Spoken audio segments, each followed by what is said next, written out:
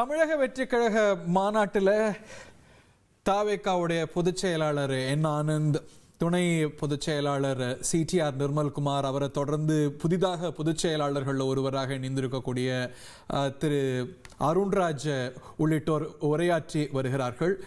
இறுதியாக மாநாட்டு பேருரைய திரு விஜய் நிகழ்த்த இருக்கிறார். அவருடைய உரை ஒரு 45 நிமிடங்கள் மிகாமல் இருக்கும் என்று எதிர்பார்க்கப்படுகிறது.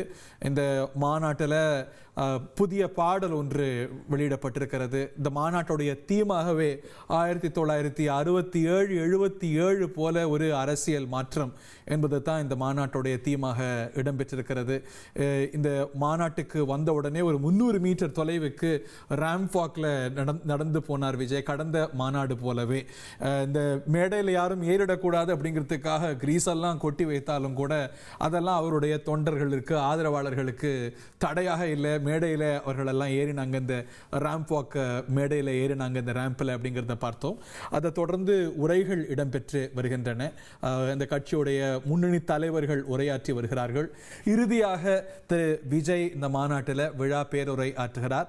அதில் அவர் வெளிப்படுத்தக்கூடிய செய்திகள் ரொம்ப முக்கியமானதாக கவனிக்கப்படும். அதற்கு முன்னதாக கொள்கை தலைவர்களுக்கு மரியாதை செலுத்தக்கூடிய வழக்கம் அப்படிங்கிறது கடந்த மாநாடு போலவே இந்த முறையும் தொடர்கிறது. நேர்களே, கடந்த மாநாட்டில் பார்த்த காட்சிகள், புதிதாக சில அம்சங்கள், புதிய பாடல் ஒன்று, இவையெல்லாம் இந்த மாநாட்டில் இடம்பெற்றிருக்கிறது.